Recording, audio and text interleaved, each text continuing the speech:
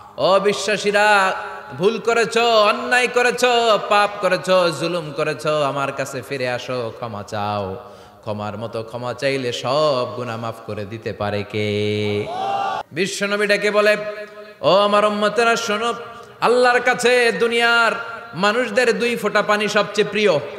এক হলো জিহাদের ময়দানে রক্তের ফোঁটা, দুই হলো অনুতপ্ত বান্দার চোখের পানির ফোঁটা।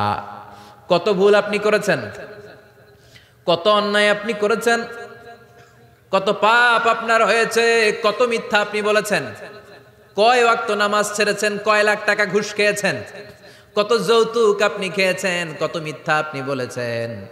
আপনার পাপ যত বড় হোক, যত বিশাল হোক, যত বেশি হোক, আল্লাহর দয়ার পরিসীমা তার চাইতেও বড়। ও আমার গোলাম, তুই তোর নিজেরে যত বেশি ভালোবাসিস, তার চেয়েও আমি তোরে বেশি ভালোবাসি। তোর বাবা মা তোরে যত বেশি ভালোবাসে, তার চেয়েও আমাদেরকে বেশি ভালোবাসে কে? আল্লাহ বললেন, ভালোবাসারে তৈরি করার পরে আমি 100 টুকরা করলাম। চিল্লায় বলেন, কয় টুকরা? 99 টুকরা ভালোবাসা আমি আল্লাহ নিজের মধ্যে রেখে দিলাম। 1 টুকরা ভালোবাসা গোটা বিশ্বের সবার মধ্যে আমি ভাগ করে দিলাম। ফেরাউন হাত তুলে কয়, আনা মিনাল মুসলিমিন। আল্লাহ কয়, টাইম ইজ আপ, দেরি করছস। অনেক সময় দিলাম, অনেক সুস্থ রেখেছি, ক্ষমতা দিয়েছি, দাপট দিয়েছি, তখন যদি ঘাটটা নত করে, মাথাটা নত করে একবার ক্ষমা চাইতি, ফেরাউন তোরেও ক্ষমা করে দিতাম। কিন্তু সময় শেষ হওয়ার পরে আমি মুসলমানদের অন্তর্ভুক্ত বললে কোনো লাভ হবে নাকি? হাঁটু পর্যন্ত কারণ দেবে যায়, ভাবছে উঠে যাবে। কোমর পর্যন্ত দেবে যায়, ভাবছে উঠে যাবে। গলা পর্যন্ত যখন দেবে যায়, আর সুযোগ নাই। কয়, মুসা, আমার সব সম্পত্তি তোরে আর তোর আল্লাহরে দিয়া দিলাম, আমারে বাসা, আমারে সব সম্পত্তি তোর আর তোর আল্লাহর, আমারে খালি বাসা, চাচা, আপন প্রাণ। আল্লাহ বলে, সময় শেষ। তার মানে বাদাল গারগারা, তওবা কিন্তু আর কবুল হয় না। গোটা বিশ্বব্যাপী আমাদের এই বাংলাদেশের মানুষের এই বদনাম যে আমরা অস্থির প্রকৃতির, আমরা ঠান্ডা মাথায় ভাবি না। ঠান্ডা মাথায় ভাবতে হবে, ধৈর্যশীল হতে হবে। ইন্নামা সাবরু ইনদা সাদামাতিল উলা। বিষ্ণু বলেছেন, বিপদের প্রথম ধাক্কায় যে সবর ধারণ করতে পারে সেই তো সবুর। এজন্য বিষ্ণু দোয়া করতেন, আল্লাহুম্মা জাআলনি সাবুরা, আল্লাহ আপনি আমারে ধৈর্যশীল বানান। ওয়া জাআলনি শাকুরা, আপনি আমার শুকর গুজার বান্দা বানান। বিশ্বনবীর চেয়ে ধৈর্যশীল, বিশ্বনবীর চেয়ে শুকর গুজার পৃথিবীর কেউ আছে? কথা বলেন। এমন তাবৎ কোনো অত্যাচার নাই যে অত্যাচার বিশ্বনবীর উপর করা হয় নাই। বিশ্বনবী মক্কার জামিনে যখন দাওয়াত দিতে লাগলেন, ওনারে পাগল বলা হতো, বলা হতো তুমি পাগল, বলা হতো মুহাম্মদ একটা কবি, বলা হতো মুহাম্মদ হচ্ছে গণক। বিশ্বনবী যখন রুকু দিতেন, সিজদায় চলে যেতেন, উটের পচা নারী ভুরি এনে বিশ্বনবীর কাঁধে ফেলে রাখা হতো। বিশ্বনবীর গলার মধ্যে রশি ধরে টান দেয়া হতো। কয়েকবার বিশ্বনবীর এই ঘাড়ের এই চামড়া ছিঁড়ে গিয়েছে, একবার চাদর টান দেওয়ার কারণে, আরেকবার রশি টান দেওয়ার কারণে। বিশ্বনবী কিছুই বলেন নাই, ক্ষমা করে দিয়েছেন। যেই মক্কার শত্রুরা বিশ্বনবীকে মক্কা থেকে বিতাড়িত করেছেন, এবং যেই রাতে উনি হিজরত করলেন, মাইগ্রেট করলেন, উনি কেঁদে কেঁদে বারবার মক্কার দিকে ফিরে তাকায়, আবার যায়, আবার ফিরে তাকায়, মাতৃভূমির মায়া ছাড়তে পারছেন না। আর বলছিলেন, মাক্কা তো আহাব্বুল বিলাদ ইলাইয়া, মক্কা আমার কাছে সবচেয়ে প্রিয় শহর। লাউলা উখরিজতু লামা খরাজতু মিনহা, আমার যদি বের করে না দেয়া হতো এই শহর থেকে, আমি কোনোদিন এই শহর থেকে বেরোতাম না। এত ভালোবাসতেন বিশ্বনবী মাক্কাতুল মুকাররমাকে, ধৈর্যশীল ছিলেন। এত অত্যাচার অনাচারের পরে যখন মক্কা বিজয়ের ক্ষণ আসলো, এই মক্কাকে বিশ্বনবীর করতলগত করে দিল কে? ফাতে মক্কা হলো। বিশ্বনবী চাইলে পিষে পিষে প্রতিটা কাফের মুশরিককে শেষ করে দিতে পারতেন, ঠিক কিনা? কিন্তু বিশ্বনবী বললেন, লা তাসরিবা আলাইকুমুল ইয়াউম ইযহাবু আনতুমুত তুলাকা, কোনো রিভেঞ্জ চলবে না আজকে, কোনো প্রতিশোধ নাই। একেবারে বড় যুদ্ধাপরাধী যারা, মারাত্মক যারা অফেন্স করেছে, তাদেরকে শাস্তির আওতায় আনা হবে, বাকি সবাইকে আমি ক্ষমা করে দিলাম। In the long history of the world, there is no instance of magnanimity and forgiveness which was showed by our beloved Prophet Muhammad when all of his enemies laid under his feet and he forgave them one and all. পৃথিবীর গোটা পৃথিবীর ইতিহাসে এরকম নজির কোথাও পাওয়া যায় না, যাকে এত অত্যাচার করে বিতাড়িত করা হয়েছে, নির্বাসন দেয়া হয়েছে, হিজরতে বাধ্য করা হয়েছে। তিনি যখন ওই শহরকে আবার বিজয় করলেন, কাউকে আঘাত করলেন না, আগুন জ্বালিয়ে শহরটাকে জ্বালিয়ে দিলেন না, ওদের বংশকে নির্বংশ করলেন না, বরং মুচকি হেসে উনি বললেন, যাও ক্ষমা করে দিলাম। কি ধৈর্যশীল ছিলেন। আবার দোয়াও করতেন, আল্লাহুম্মা জাআলনি সাবুরা, আল্লাহ আপনি আমার ধৈর্য বাড়ায় দেন। ওয়া জাআলনি শাকুরা, আপনি আমার শুকর গুজার বানান। ওয়া জাআলনি ফি আইনি সাগীরা, আল্লাহ আমার চোখে আপনি আমারে ছোট বানান।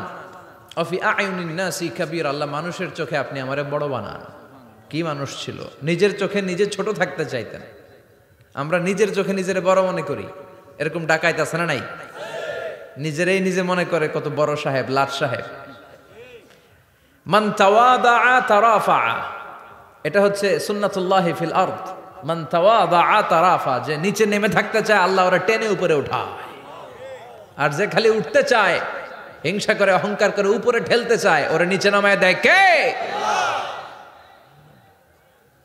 সাইয়েদনা আদমকে আল্লাহ বললেন, আদম সাল্লিমা আলা উলাইকান নাফার লাম্মা খালাকাল্লাহু আদামা ওয়া কানা তুলহু 60 যিরাআন।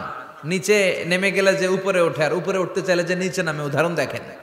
আদম আলাইহিস সালামকে তৈরির পর আল্লাহ বললেন, আদম সাল্লিমা আলা উলাইকান নাফার, এই ফেরেশতাদের সালাম দাও। কি দাও? সালাম দাও। কোনো প্রশ্ন নাই, আল্লাহ সালাম দিব কেন? ফেরেশতারা আমারে দিব না কেন? আমি আগে দিব কেন? কথা আছে কোনো? যেই সালাম দিলেন, সালাম দেওয়ার সাথে সাথে ওনার মর্যাদা বাড়িয়ে দিল কে? এত মর্যাদা বাড়ালেন যে নূরের ফেরেশতারা মাটির আদমকে সেজদা দিতে বাধ্য হয়েছে। চিৎকার করে বলেন ঠিক কিনা?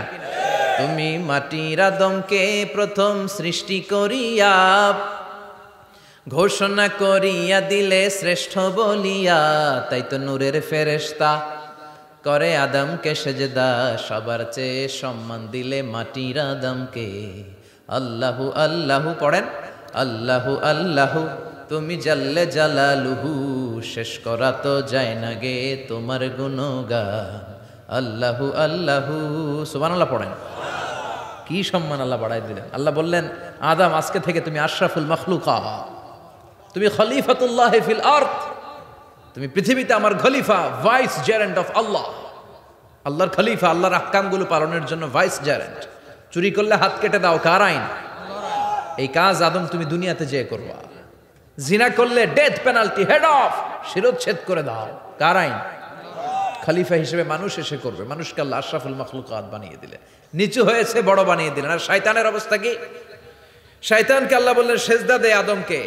শয়তান যুক্তি দাঁড় করিয়েছে, খালাকতাহু মিন তিন খালাকতানি মিন নার ওয়া খালাকতাহু মিন তিন। আল্লাহ আপনি আমারে বানাইছেন আগুন দিয়া। কি দিয়া? আগুনের ধর্ম উপরের দিকে ওঠে, আর মাটির ধর্ম সে নিচে পড়ে থাকে, আমি কেন সেজদা দেব? শয়তানকে চিরকালের জন্য ইবলিস মালউন, অভিশপ্ত আর জাহান্নামী হিসেবে ঘোষণা দিয়ে দিল কে? এজন্য আপনি ছোট থাকতে চাইবেন, আপনারা বড় বানাবে কে? আর আপনি নিজে যদি বলেন আমি বড়, থাপ্পড় মেরে আপনারা নিচে নামাই দিবে কে? এজন্য বিশ্বনবী দোয়ায় বলতেন, আল্লাহুম্মা জাআলনি সাবুরা ওয়াজআলনি শাকুরা ওয়াজআলনি ফি আইনি সাগীরা ওয়া ফি আয়ুনিন নাসি কাবীরা। ও আল্লাহ আপনি আমারে ধৈর্যশীল বানান, আপনি আমারে শুকরগুজার বান্দা বানান, আমার চোখে আমারে আপনি ছোট বানান, মানুষের চোখে আপনি আমারে বড় বানান।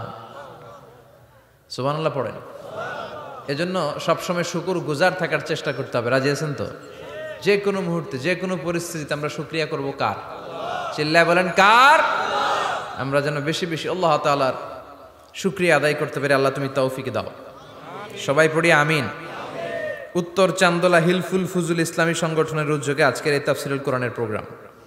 হিলফুল ফুজুল নামটা আমার বড্ড প্রিয়। বিশ্বনবী যখন 15 কিংবা 20 বয়স, কোনো বর্ণনায় এসেছে 15, কোনো বর্ণনায় 20, তখন তিনি একটা ছাত্র সংগঠন করেছিলেন, ইয়াং স্টারদের একটা অর্গানাইজেশন করেছিলেন। ওটার নাম তিনি দিয়েছিলেন হালাফুল ফুদুল। হালাফুল ফুদুল, ওইটারই আমরা বাংলায় কি বলি? হিলফুল ফুজুল। হালাফ মানে শপথ, oath, we take an oath in the name of Allah. আল্লাহর নামে শপথ নেয়ারে বলে হালাফ। আর ফাদিলা, ফাদলুন, এগুলোর প্লুরাল হচ্ছে ফুদুল। ফুদুল মানে ভালো কাজ।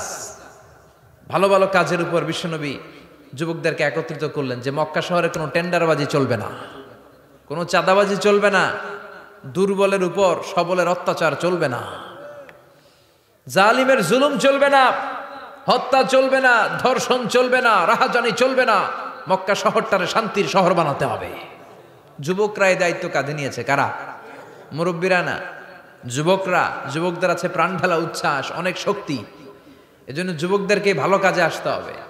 যুবকরা চাইলে এই দেশের চেহারা পাল্টে দিতে পারে। এদেশে যুবক ভোটার আছে কয়জন জানেন? নতুন করে যুবক ভোটার হয়েছে 2 কোটি। কয় কোটি? 2 কোটি না? Can you imagine that? কল্পনা করতে পারেন? They can change Bangladesh, they can change the face of Bangladesh. তারা 56,000 বর্গ মাইলের এই বাংলাদেশের চেহারা পাল্টে দিতে পারে। তাদের অনেক শক্তি। এই জন্য যুবকদের এই শক্তি কাজে লাগাতে হবে। ফেন্সিডিল, গাঁজা, ইয়াবা, হিন্দি সিনেমা এগুলোর পিছনে দৌড়ানো যাবে, পর্নোগ্রাফির পিছনে ছোটা যাবে। যুবক বয়সে ভয় করতে হবে কারে? চিল্লায় বলেন সাহেবদের মুখে এরকম হুঙ্কার দেখা যায় না। কথা কন। এরা থাকে খানকায়, এদের পেট থাকে বড়। সবার কথা বলছি না, বেশিরভাগ কথা বলেন। এই ভণ্ডামি এই দেশে আছে না নাই? দোদেল বান্দা কালমা চোরে, না পায় শ্মশান না পায় ঘোরে, দিন থাকিতে আয়রে পথে ছাইড়া দে ভণ্ডামি, ভণ্ডামি ভণ্ডামি ভণ্ডামি, ছাইড়া দে ভণ্ডামি। আছে না নাই? নামাজ কালাম পড়ে না, ইবলিশ শয়তানের নানা। আছে না? নামাজ নাই, রোজা নাই, নাচানাচি, নাচ গান, গোসল করে না, সারা বছরে করে একবার, ওই গোসলের পানি মুরিদরা খায় ফেলায়। আছে না নাই? নামাজ রোজা করে না, ইবলিশ শয়তানের নানা, ধর্মের একখান খুঁটি ধইরা কয়দিন করবা হয়রানি, ভণ্ডামি ভণ্ডামি ভণ্ডামি, ছাইড়া দে ভণ্ডামি। ঠিক কি না? পীরে পীরে পার্থক্য আছে না নাই? পীরে পীরে পার্থক্য আছে। এজন্য পীর চিন্তা হবে। এদেশে এই পাক ভারতে ইসলাম প্রচারে ওলিয়া উলিয়াদের, পীর মাশায়েখদের অবদানের কোনো শেষ নাই। কিন্তু চিন্তা হবে, কষ্টি পাথর দিয়ে যাচাই করে নিতে হবে। কারণ এই পীরের আদলে অনেক ভণ্ড এই বাংলার জমিন আছে না নাই? এই ভণ্ডদের সাথে আমাদের কোনো সম্পর্ক নাই। বিশ্বনবী ইন্তেকাল করবেন, রুহু বের হয়ে যাচ্ছে, 2-3টা শব্দ বললেন, এর মধ্যে একটা ছিল আসসালাত, আসসালাত। উম্মতেরা নামাজ, নামাজ, নামাজ ছেড়ে দিও না। ওমা মালাকাত ঈমানুহুম। মানুষ ইন্তেকালের আগে শ্বাস বের হয়ে যাচ্ছে, রুহু চলে যাচ্ছে, ওই মুহূর্তে কি জরুরি কথা বলে নাকি ফালতু কথা বলে? সবচেয়ে জরুরি কথাটাই তখন সে বলে যায়। ঠিক কি না? কথা বলেন। বিষ্ণু বলেছিলেন নামাজ। ওমরে ফারুক, ওনার কাছে আবু লুলু আল মাজুসি, এক অগ্নি উপাসক, এসে বিচার দিল, ইয়া ওমর আল ফারুক, আমার মনিবের নাম হচ্ছে মুগীরা ইবনে শুবা, সে প্রতিদিন 4 দিরহাম করে আমার কাছে চার্জ করে। এত টাকা চার্জ করে কেন? উনি জিজ্ঞেস করলেন, তুমি কি কাম পারো? আমি খঞ্জর বানাইতে পারি। খঞ্জর চিনেন? ছোট্ট ছুরি আরবরা পকেটে রাখে। ওমানের সুলতান কাবুসের ছবি দেখবেন, এখানে একটা খঞ্জর আছে। আমি খঞ্জর বানাইতে পারি। খঞ্জর বানাতে পারো? মদিনায় তো কেউ বানাতে পারে না, তুমি খঞ্জর বানাইতে পারো? তুমি তো অনেক টাকার মানুষ মিয়া, তোমার মনিব তো অল্প টাকায় চার্জ করছে, এটা দিতেই হবে। আবু লুলু কয়, ওমর তুমি সবার জন্য এত নরম, আমার জন্য গরম, তোমারে আমি বুঝাবো। সে বাড়িতে যে একটা খঞ্জর বানালো, মাকবাদাতুহু ফি ওয়াসাতিহি, যে খঞ্জরের হ্যান্ডেল হচ্ছে মাঝখানে, 2 দিকে ধারালো ছুরি, এটার ধার দেয়। আর কয়, ওমর তোরে আমি বুঝাবো। প্রতিদিন ধার দেয়। সাইয়েদনা ওমরে ফারুক মসজিদে নববীর ইমাম, ওয়াকানু ইউসাল্লুনা বিগালাস, তখন ওনারা অন্ধকারে নামাজ পড়তেন আউয়াল ওয়াক্তে। আমরা তো দেরি করে পড়ি, সুন্নাহ অনুযায়ী আগে আগে পড়া ভালো। আপনি মসজিদুল হারামে গেলে দেখবেন যে কত আগে ফজর পড়ে। ফজরের 1-1.5 ঘন্টা পরে সূর্য ওঠে, ঠিক কি না?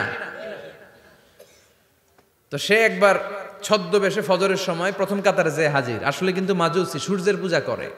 খঞ্জরটা নিয়ে এসে দাঁড়ালেন। ওমরে ফারুক ফজরের সময় ঢুকলেন, বললেন আকিমিস সালাহ, একামত দাও। একামত দেয়া হলো। ওমরে ফারুক আল্লাহু আকবার বলে অন্ধকারে ফজরের সালাত শুরু করলেন। প্রথম রাকাত যখন পড়ে ফেললেন, রুকুতে যাবে, ইন দ্য মিন টাইম সে খঞ্জর বের করে ওমরে ফারুককে 3টা স্টেবিং করেছে। একটা নাভিতে মারার সাথে সাথে নাভিটা কেটে গেল, আর একটা এই পাশে পাজরে, আর একটা পেটের মাঝখানে, পেটও কেটে গেল। ওমরে ফারুক বললেন, কাতালানি আল কালব, এক কুকুর আমারে মেরে ফেলেছে। ওমরে ফারুককে পিছনে নিয়ে যাওয়া হলো।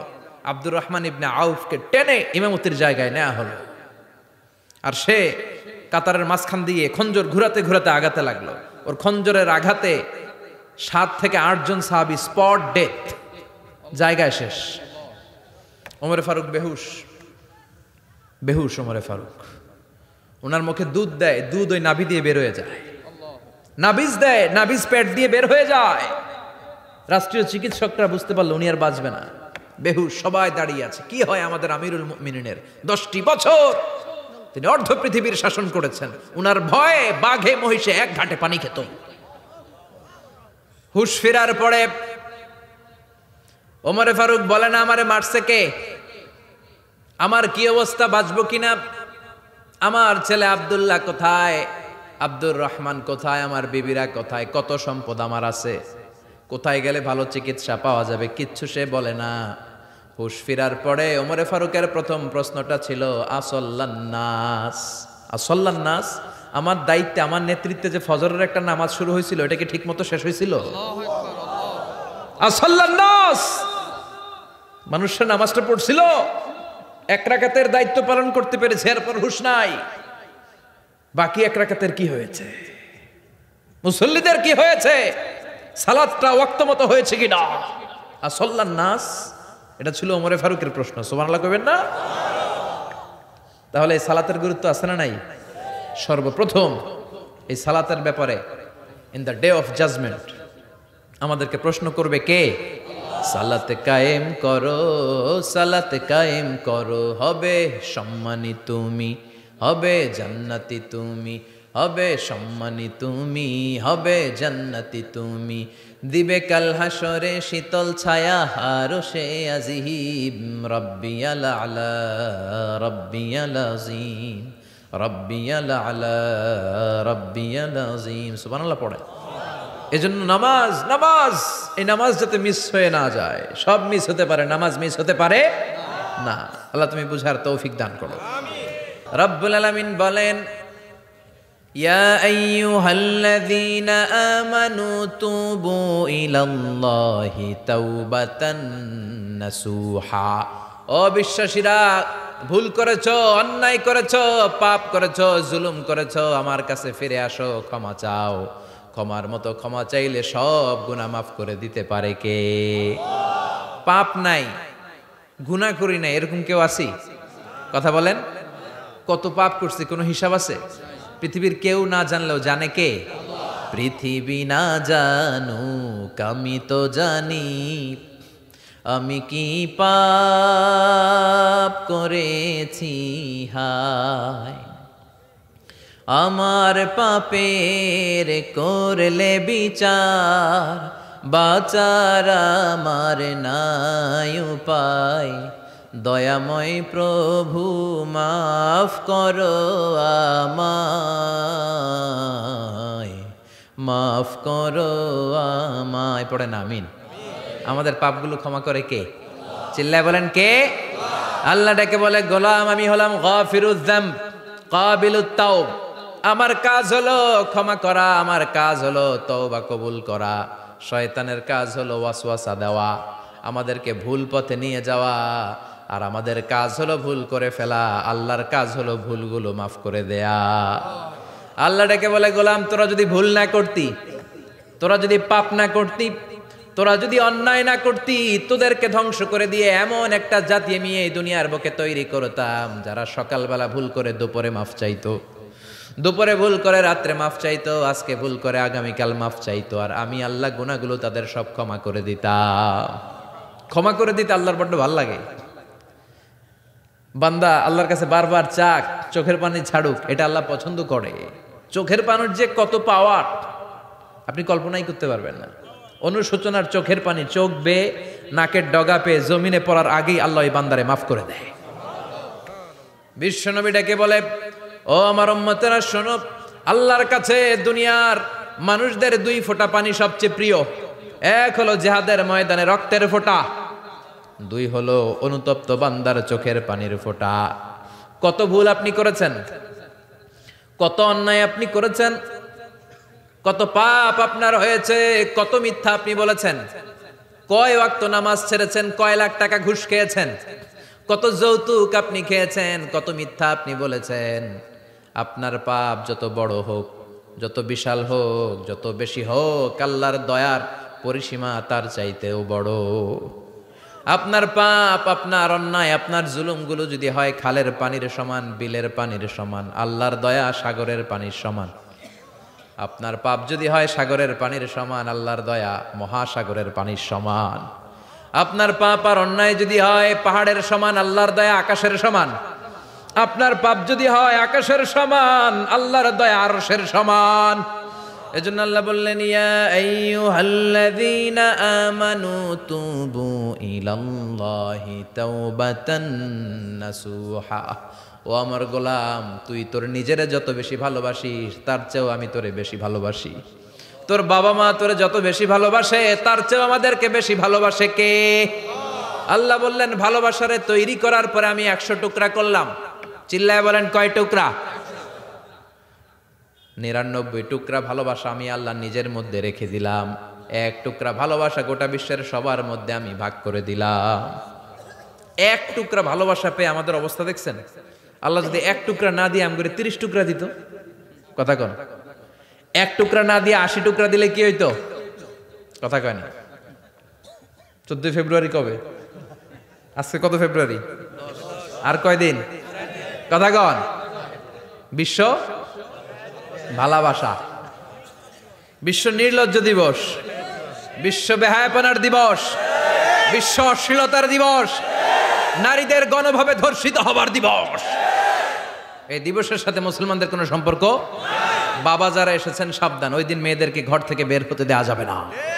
ভাই যারা এসেছো বোনদেরকে সামনে রাখো, ওই দিন ঘর থেকে বের হতে দেওয়া যাবে না। যেই মাদের বোনদের কানে আমার মাইকের আওয়াজ যায়, খবরদার, ওই দিনটা যেন কোরআন তেলাওয়াত আর আল্লাহর জিকির করতে করতে কাটে, তা না হলে সব শেষ। ওই দিন যারাই উল্টাপাল্টা করবে, ওই মেয়েগুলো ওদের বদ হজম হবে, হজম করতে পারবে না, কয়দিন পরে বমি বমি ভাব হবে। কথা কন, কথা কন। এজন্য খবরদার, কোন মুসলমান ঘরের মেয়ে, কোন মুসলমান ঘরের ছেলে 14ই ফেব্রুয়ারি এই ওয়ার্ল্ড ভ্যালেন্টাইন দিবস পালন করতে পারে? এগুলোর সাথে আমাদের সম্পর্ক নাই। যাদের মধ্যে কোনো ভালোবাসা নাই, মিল মোহাব্বত নাই, তারা বছরে একটা দিন দেখানোর জন্য পালন করে। আমাদের সারা বছরই তো ভালোবাসা। কথা কন। রাসূল আমার ভালোবাসা, রাসূল আমার আলো আশা, রাসূল আমার প্রেম বিরহের মূল আলোচনা, রাসূল আমার কাজে কর্মের অনুপ্রেরণা। ঠিক কিনা? আমার নবীর জন্য আমার ভালোবাসা আছে না নাই? আমার রবের জন্য আমার ভালোবাসা আছে না নাই? আমার মা বাবার জন্য ভালোবাসা আছে না নাই? সবার জন্য সবার ভালোবাসা আছে না নাই? আমগো দিবস লাগবো কেন? আজকেও তো আমগো ভালোবাসা দিবস। কথা কন। যদি এখন দিবস না, রজনী। আজকে তো আমাদের চান্দোলাতে ভালোবাসা রজনী। কথা কন। প্রতি মুহূর্তে আমাদের ভালোবাসা, এজন্য আমাদের ডেট পালন করা লাগে না। আমরা সব সময় সবারই ভালোবাসি। চিল্লায় বলেন ঠিক কিনা? এজন্য আল্লাহ ডেকে বললেন, গোলাম আমি যে তোদের কত ভালোবাসি তোর ধারণা নাই। চোখের পানি ছাড়, গুনার কথা স্মরণ কর, তওবা কর। তওবার মতো তওবা করলে সব গুনাহ মাফ করে দিতে পারে কে? আল্লাহ। বিশ্বনবী বলে, আমার কোনো গুনাহ নাই, তারপরেও প্রতিদিন 70 বারেরও বেশি আমি তওবা করি। আল্লাহে ইন্নী আস্তাগফিরুল্লাহ ওয়া আতুবু ইলাইহি আকসার মিন 70 মাররা। Could you imagine that? কল্পনা করছেন কোনদিন? যে নবীর গুনাহ নাই, ওই নবী তওবা পড়ে প্রতিদিন 70 বার। আকসার, 70 বারেরও বেশি। আমার পড়া দরকার কয়বার? আপনার পড়া দরকার কয়বার? বিশ্বনবী 70 বারের বেশি বললে আমাদের পড়া দরকার কয়বার? আর আমরা প্রতিদিন পড়ি কয়বার? কথা কন। ভুল হওয়াই মানুষের স্বভাব, কিন্তু ভুল হওয়ার পরে ভুলের উপর অটল থাকা যাবে না। শয়তান আর মানুষের মধ্যে এই মৌলিক পার্থক্য। শয়তান ভুল করে ভুলের উপরই আছে, ঠিক কিনা? ক্ষমা চায় নাই, কিন্তু আমরা সকালে ভুল করলে দুপুরে মাপ চাই কার কাছে? 19 সালে ভুল করলে 20 সালে মাপ চাই কার কাছে? মৃত্যুর আগ পর্যন্ত আমরা ক্ষমা চাইলে ক্ষমা করে দিবে কে? সব সময় 24/7 তওবার দরজা খোলা, 2টা সময় ছাড়া। ভালো করে মনে রাখবেন, মুখস্থ ঠোঁটস্থ যেন থাকে। 2টার সময় তওবা কবুল হয় না। চিৎকার করে বলেন, কয় সময়? 1 হলো বাদাল গরগরা, গরগরানি যখন আসে, মালাকুল মাউত যখন চলে আসে, মালাকুল মাউতরে যখন দেখে ফেলবেন তখন তওবা কবুল হবে নাকি? কথা কন। ফেরাউনের নাম শুনছেন? ওরা যখন আল্লাহ লোহিত সাগরে ডুবাইয়া পানি খাওয়াইতে লাগলো, পানি খাইতে খাইতে পেটটা হয়েছে এত বড়, আর পানি খাইতে পারেন। এরপর হাত তুলে কয় আনা মিনাল মুসলিমিন। কোরআনের আয়াত, আনা মিনাল। হাত তুলাকে আমি মুসলমান। ফেরাউন না বলে মুসলমান, আমরা যাবো কই? কথা কহ। ফেরাউন হাত তুলাকে আনা মিনাল মুসলিমিন, আল্লাহ কয় টাইম ইজ আপ, দেরি করছস, অনেক সময় দিলাম, অনেক সুস্থ রেখেছি, ক্ষমতা দিয়েছি, দাপট দিয়েছি, তখন যদি ঘাটটা নত করে, মাথাটা নত করে একবার ক্ষমা চাইতি, ফেরাউন তোরেও ক্ষমা করে দিতাম। কিন্তু সময় শেষ হওয়ার পরে আমি মুসলমানদের অন্তর্ভুক্ত বললে কোনো লাভ হবে নাকি? আল্লাহ বলল সময় নাই, সময় শেষ। কারণ মুসা আলাইহিস সালামের চাচাতো ভাই অনেক দাওয়াত দিল, যাকাত দে, কারণকে যাকাত দিব না, এই সম্পদ আমি কামাইছি, আল্লাহ দেয় নাই। মুসা আলাইহিস সালাম বললেন তাহলে আযাবের অপেক্ষা কর। আযাব চলে আসলো। আল্লাহ বলেন মুসা সেফ জোনে যাও, সরো, এখনই আযাব। ফাখাসাফনা বিহি ওয়া বিদারিহিল আরদ, পুরো ফাইয়ুমের জমিনটার আল্লাহ কাঁপিয়ে দিলেন, আর কারুনকে সহ পুরো সম্পত্তি তার জামিনের ভিতরে দাবিয়ে দিলেন। হাঁটু পর্যন্ত কারুন দেবে যায়, ভাবছে উঠে যাবে, কোমর পর্যন্ত দেবে যায়, ভাবছে উঠে যাবে, গলা পর্যন্ত যখন দেবে যায় আর সুযোগ নাই। কয় মুসা আমার সব সম্পত্তি তোরে আর তোর আল্লাহরে দিয়ে দিলাম, আমারে বাসা, আমারে সব সম্পত্তি তোর আর তোর আল্লাহর, আমারে খালি বাসা, চাচা আপন প্রাণ। আল্লাহ বলে সময় শেষ। তার মানে বাদাল গারগারা তওবা কিন্তু আর কবুল হয় না। এই হলো একটা। নাম্বার 2, বাদা তুলুই শামসি মিন মাগরিবিহা, প্রতিদিন চাঁদোলাতে সূর্য কোন দিক দিয়ে ওঠে? কথা কয় না? পূর্ব দিকে। কিয়ামতের আগ দিয়ে সূর্য আর পূর্ব দিকে উঠবে না, পশ্চিম দিক থেকে উঠবে। যেদিন প্রভাতে পশ্চিম দিক থেকে সূর্য উঠবে, ওই দিন থেকে তওবার দরজাটারে বন্ধ করে দিবে কে? আল্লাহ। তার আগ মুহূর্ত পর্যন্ত জীবনে যত গুনাহ করেছি, অন্যায় করেছি, চোখের পানি ছেড়ে ক্ষমা চাইলে ক্ষমা করবে কে? শয়তান আল্লাহরে চ্যালেঞ্জ দিছে, আল্লাহ তুমি আমারে জাহান্নামে পাঠাবা, আমিও তোমার বান্দা করে লয়ে একসাথে জামাতে ঢুকমু, একা ঢুকবো না, একা যাব না, তোমার বান্দাদেরকে সবগুলারে জাহান্নামী বানায়া তারপরে ঢুকমু। তোমারে চ্যালেঞ্জ দিলাম, একটারও জান্নাতে ঢুকাইতে পারবা? আল্লাহকে তুই আমার চ্যালেঞ্জ দিলি? আমি তো সব রাজার বড় রাজা, মহারাজা, আমারে চ্যালেঞ্জ দেশ, এত সাহস পাইলি কই? তুই আজীবন ওয়াসওয়াসা দিয়ে পাপ কাজ করাবি, একদিন তাফসীর মাহফিলে এসে আমার বান্দা ক্ষমা চাবে, আমি মাফ করে দেবো, তুই কি করবি? আজীবন অন্যায় করবে, আজীবন পাপ করবে, জুলুম করবে, একদিন চোখের পানি ছেড়ে আমার কাছে কান্নার মতো কান্না করলে আমি সব গুনাহ মাফ করে দেব। এজন্য আল্লাহ বললেন ইয়া আইয়ুহাল্লাযীনা আমানু তুবু ইলাল্লাহি তাওবাতান নাসুহা, ভুল করেছো তওবা করো, মাফ করবে কে? সাইয়েদনা আদম আলাইহিস সালাম ভুল করলেন, দুনিয়ায় এসে শত শত বছর কাঁদলেন, কিন্তু ক্ষমা হয় না। আল্লাহরে বললেন আল্লাহ কি করলে ক্ষমা পাবো বলো? ফাতালাক্কা আদামু মির রাব্বিহি কালিমাতিন ফাতাবা আলাইহি, আল্লাহ বললেন ও আদম তোমারে কিছু কালেমা শিখায় দেই, এই কালেমাগুলো দিয়ে আমার কাছে দোয়া করো, ক্ষমা করে দেব। আল্লাহ শিখায় দিলেন ও আদম দুই হাত তুলে চোখের পানি ছেড়ে আমার কাছে পড়ো রব্বানা, পড়েন রব্বানা যালামনা আনফুসানা ওয়া ইল্লাম তাগফির লানা ওয়া তারহামনা লানাকুনান্না মিনাল খাসিরিন। এটা শিখাই দিয়েছিল আল্লাহ। আল্লাহ আমি জুলুম করেছি, অন্যায় করেছি, ভুল করেছি, পাপ করেছি, তুমি যদি ক্ষমা না করো ক্ষমা করার কেউ নাই, ঠিক কি না? আমরাও পাপ করলে এই দোয়াটা পড়ার দরকার আছে না নাই? 5টা শর্ত সাপেক্ষে আমাদের তওবা কবুল করবে কে? তওবা কবুল হওয়ার কিছু শর্ত আছে 5টা। কয়টা? চিৎকার মেরে বলতে হবে, তওবা কবুল হওয়ার শর্ত কয়টা? 1 নম্বরে হচ্ছে আল ইকরা, acknowledgement. You have to give the acknowledgement that you are the greatest sinner on earth. আপনাকে ঘোষণা দিতে হবে যে আপনি পৃথিবীর সবচেয়ে বড় পাপী। 1 নম্বর শর্ত, আপনি বলেন যে আল্লাহ আমার চেয়ে বড় পাপী নাই, আকাশের নিচে জমিনের উপরে আমি সবচেয়ে বড় পাপী, এমন কোনো পাপ নাই যেটা আমি করি নাই, ঠিক কিনা? 1 নম্বরে পাপের ঘোষণা দেন। 2 নম্বরে আন-নাদাম, নাদাম মানে repentance, you have to be repentant for what you have done. আপনাকে অনুতপ্ত হতে হবে, চোখের পানি ছাড়তে হবে, আল্লাহ আমি লজ্জিত, আল্লাহ আমি নাদান, আমি পিশাচ, আমারে মাফ করে দাও। তার মানে স্বীকার গেলেন কি অন্যায় করেছেন। 2 নম্বরে আপনি অনুতপ্ত হলেন। 3 নম্বরে স্টপ, যেই পাপ করতেছিলেন ওইটা থামান, stop what you have done, যেটা করতেছিলেন আগে থামান। আপনি সুদ খাইছেন, অনুশোচনা আসলো, মাফও চাইতেছেন আবার সুদও খাইতেছেন, হবে? আপনি ঘুষ খেয়েছেন, তওবা শুরু করলেন, আবার ঘুষও খেয়ে যাচ্ছেন, হবে? থামেন, স্টপ। 3টা গেল। 4 number to hate what you have done, ঘৃণা করতে হবে, যে পাপটা করেছেন মন থেকে ওই পাপটাকে ঘৃণা করতে হবে। 5 নাম্বার শর্ত হচ্ছে to determine that you never repeat this sin again in your life. আল্লাহর ওয়াদা দেন, কমিটমেন্ট দেন যে আল্লাহ আমার জীবনে পারতপক্ষে এই পাপ জীবনেও করব না। চিৎকার করে বলেন ঠিক কিনা? তার মানে আপনি শিকার যান, তারপরে আপনি অনুতপ্ত হবেন, যে পাপ করেছেন থামিয়ে দিবেন, পাপটারে মন থেকে ঘৃণা করবেন, আর আল্লাহরে ওয়াদা দিবেন আল্লাহ আর করব না। এই 5টা শর্তের আলোকে তওবা করলে জীবনের সব গুনাহ মাফ করে দিবে কে? এজন্য আল্লাহ বললেন, ইয়া আইয়ুহাল্লাযীনা আমানু তুবু ইলাল্লাহি তাওবাতান নাসুহা। তওবার মতো তওবা করো, সব গুনাহ মাফ করতে পারে কে? তওবা করবেন তো? রাজি আছেন? কবে করবেন? এই মুহূর্তে তওবা করলাম, এই মুহূর্তে আল্লাহর কাছে ক্ষমা চাই, আল্লাহ জীবনের সব গুনাহ মাফ করে দাও। আমাদের দেশে তওবা করার জন্য হুজুর লাগে, কথা কন? পীর সাহেব হুজুর, বড় হুজুর, ছোট হুজুর, হাফেজ সাহেব লাগে না? হাফেজ সাহেব, ইমাম সাহেব, এদের ছাড়া নাকি তওবা হয় না। না, এটা ভুয়া কথা। আপনি অনুতপ্ত হন, আপনি চোখের পানি ছাড়েন, আপনি আপনার রবরে বলেন, ক্ষমা করে দিবে কে?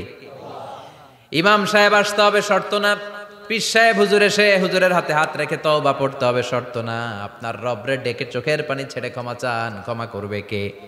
আর প্রতিদিন শতবার পড়তে থাকবেন আস্তাগফিরুল্লাহ। আওয়াজ করে সবাই পড়েন আস্তাগফিরুল্লাহ, আর জোরে পড়েন আস্তাগফিরুল্লাহ।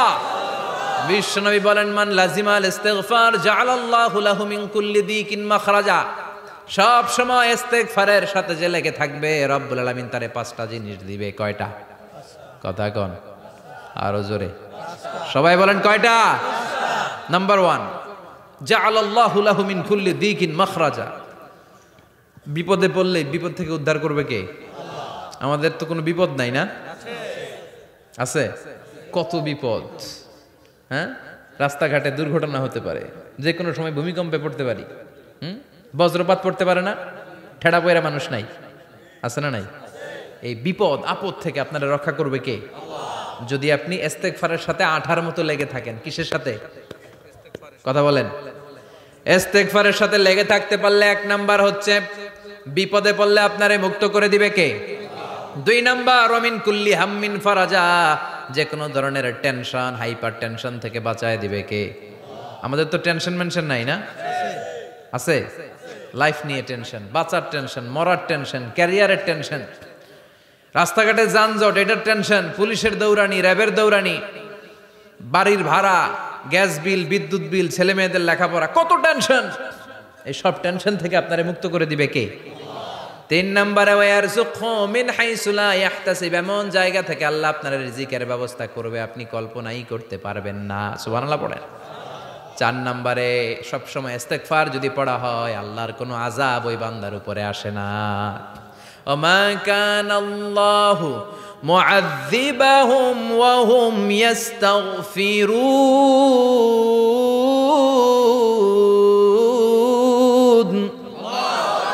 যতক্ষণ আমার বান্দা আমার কাছে ইস্তেগফার পড়তে থাকে, আমার কোনো আযাব বান্দারে পাবে না।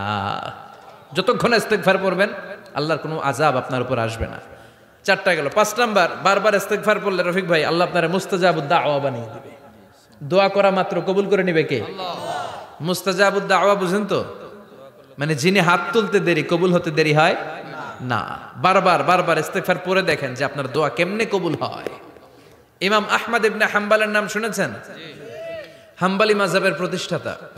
হানাফি, শাফিঈ, মালিকি, 4 নাম্বারটা আপনারা বলেন হাম্বলি। এই হাম্বলি মাযহাবের ইমামের নাম আহমদ ইবনে হাম্বল। জগৎ বিখ্যাত মুহাদ্দিস। একক স্বতন্ত্র হাদিসের কিতাব হিসেবে পৃথিবীতে সবচেয়ে বড় যে হাদিসের কিতাব, ওইটার নাম মুসনাদ আহমদ ইবনে হাম্বল। 40,000 হাদিসের কালেকশন আছে এটাতে। এই ইমাম আহমদ ইবনে হাম্বল ওনার শেষ জীবনটা হাদিস পড়ানো, হাদিস কালেকশনের জন্য ব্যয় করেছেন। শহরের পর শহর, দেশ থেকে দেশ, দেশান্তরে ঘুরতেন একটা হাদিসের জন্য। উনি সফরে বেরিয়েছেন হাদিস কালেকশনের জন্য। প্রচন্ড শীতের রাত, উনি মাগরিবের নামাজ, এশারের নামাজ পড়ে একটা মসজিদে শুয়ে পড়লেন, আর শুয়ে শুয়ে হাদিস পড়তেছেন। কি পড়তেছেন? কথা বলেন। আর মনে মনে ভাবলেন রাতটা মসজিদে কাটায় দেই, ফজরের নামাজ পড়ে আবার বেরোবো। কিন্তু দারোয়ান এসে বলে মসজিদে থাকতে পারবেন না, ওঠেন। দারোয়ান আছে না, কথা কন।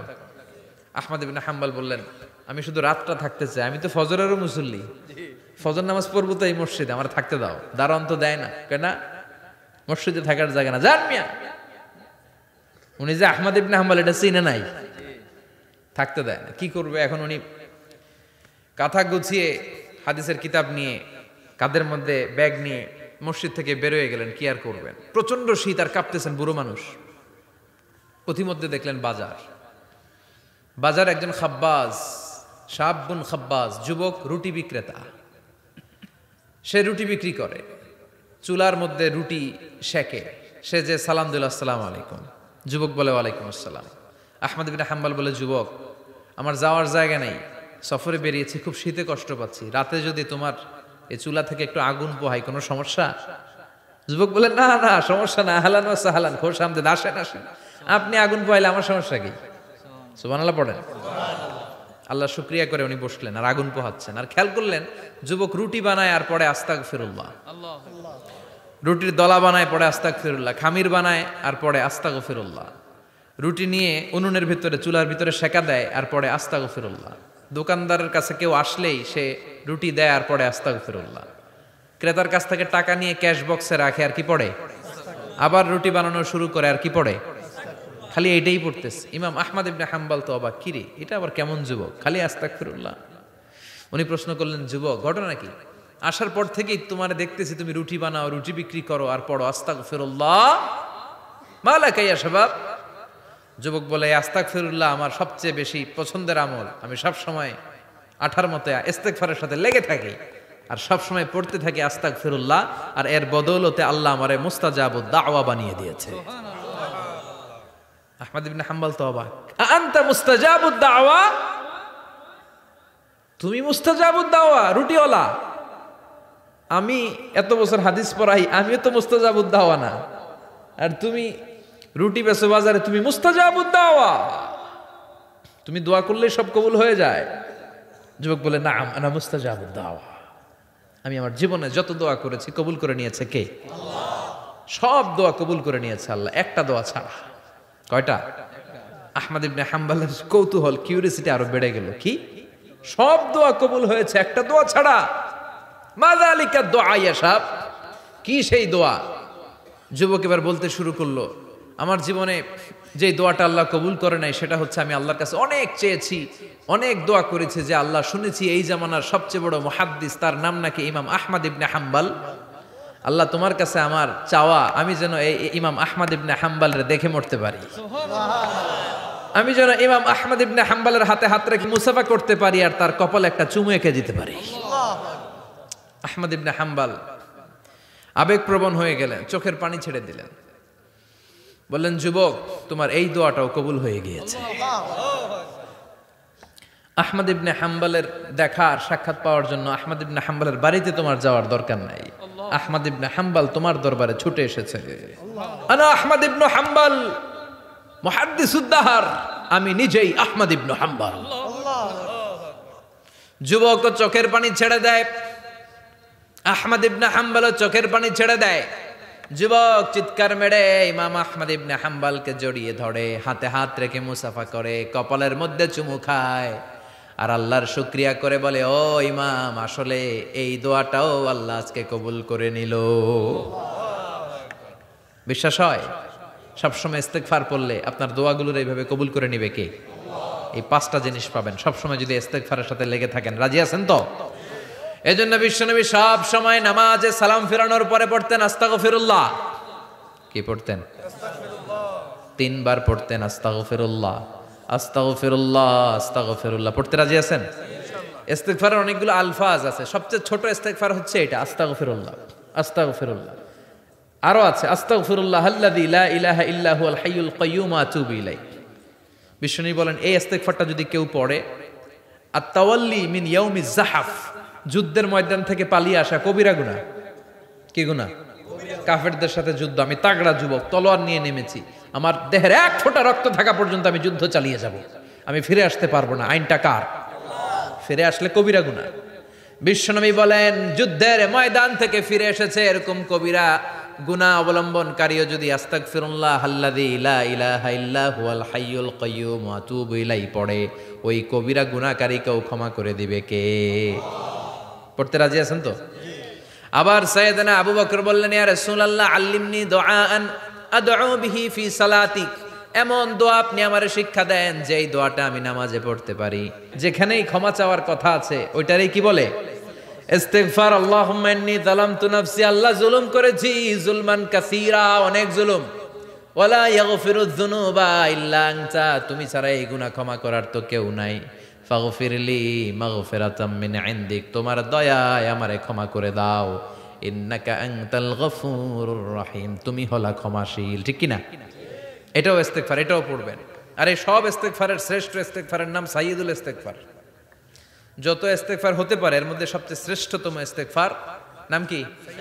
কথা কন। বুখারীর বর্ণনা, শাদ্দাদ ইবনে আউস রাদিয়াল্লাহু তাআলা আনহু বর্ণনা করেন, এই সাইয়্যিদুল ইস্তেগফার দিনের বেলা যে পড়বে ওই দিনে মারা গেলে সে জান্নাতি। এই সাইয়্যিদুল ইস্তেগফার রাতের বেলা যে পড়বে ওই রাতে যদি ইন্তেকাল হয় ওই লোকটা জান্নাতি। মুখস্থ আছে না? কার কার মুখস্থ হাত তুলেন। মাশাআল্লাহ, তাবারাকাল্লাহ, মাশাআল্লাহ, মাশাআল্লাহ।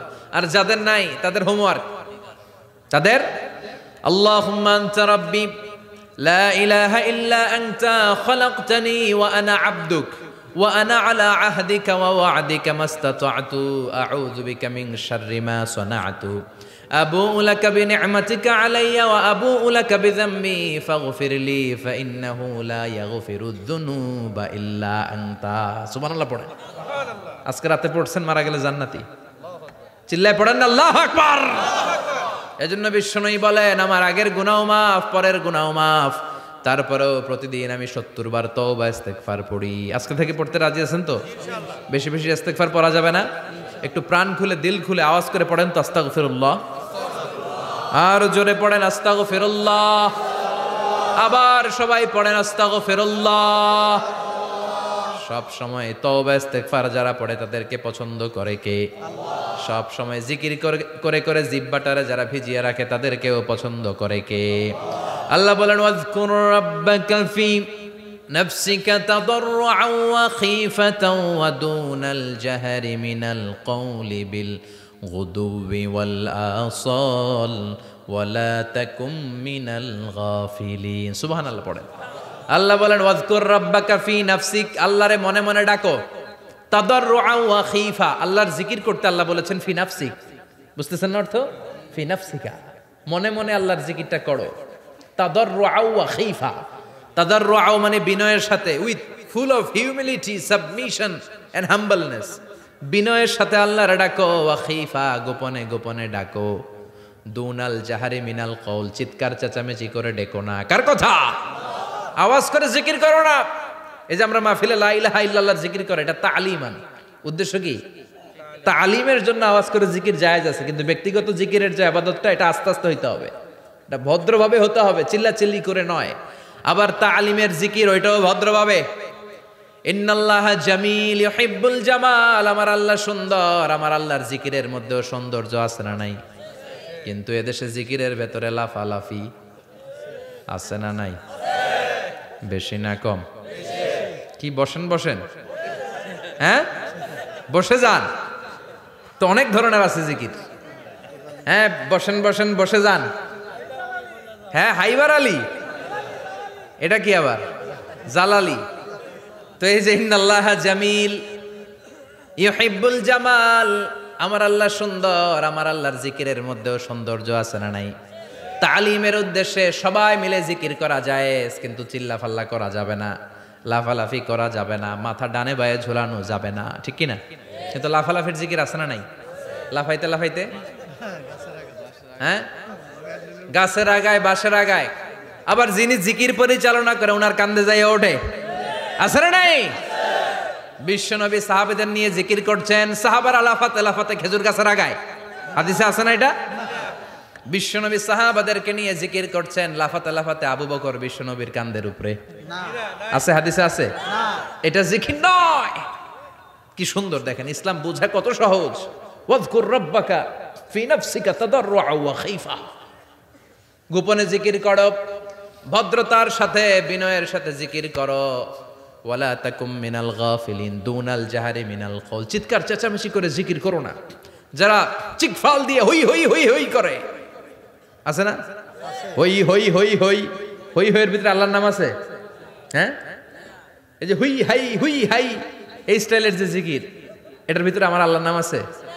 আল্লাহর নাম যদি না থাকে ওইটা জিকির হবে? কথা বলেন। বিষ্ণু বললেন খবরদার, চিৎকার চেঁচামেচি করে লাফালাফি করে যারা জিকির করে এরা মনে করে আল্লাহ কানে শোনে না। কথা বলেন। আপনি গোপনেও আল্লাহর ডাকলে আপনার ডাকে সাড়া দিবে কে?